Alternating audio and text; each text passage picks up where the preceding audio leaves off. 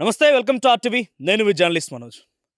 క్రూరత్వంతో కులహంకారం ఒక్కసారిగా 2 నెలల చిన్నారి ప్రాణాలు తీసింది. రాష్ట్ర వ్యాప్తంగా సంచలనంగా మారినటువంటి ఈ ఇష్యూ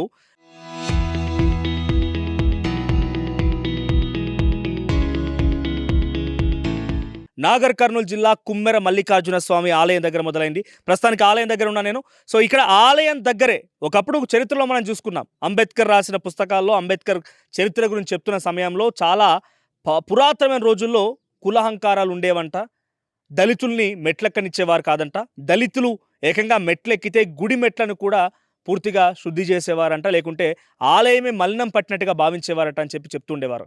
గోరెటి వెంకన్న పాటల్లో కూడా కనిపించేది ఆ యొక్క సిచ్యువేషన్ ఎలా ఉండేది ఏంటన్నది. కానీ ఇప్పటికీ ఏఐ జనరేషన్ వచ్చింది, తరతరాలు మారుతూ ఉన్నాయి, 6Gలు 7Gలు వస్తూ ఉన్నాయి, కానీ ఇంకా ఈ కులహంకారం కొనసాగుతూనే ఉంది. ఇక్కడ ఈ ఆలయం చూడండి, చుట్టుపక్కల ఈ ఆలయం అంతా కూడా ఊరికి చాలా దూరంగా, ఇదే కుమ్మరి గ్రామం నుంచి ఇక్కడ వరకు వచ్చాను, ఊరికి చాలా దూరంగా చాలా చిట్ట చివరన పొలాల మధ్యలో ఈ ఆలయం ఉంది.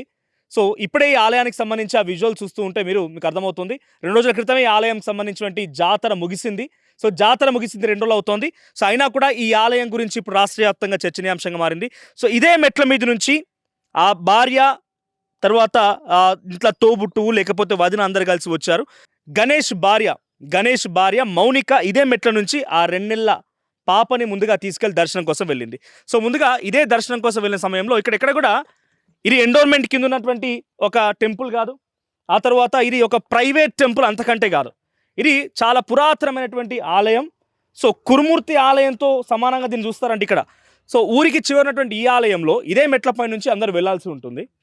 ఈ మెట్లపై నుంచి వెళ్ళేటువంటి క్రమంలో ముందుగానే ఇక్కడ కొంత క్రౌడ్ ఎక్కువగా ఉంటుందనేటువంటి విషయంలో చాలామంది ఇక్కడ బార్కెట్లు లాంటివి లేకపోతే కర్ర లాంటివి ఏర్పాటు చేశారు.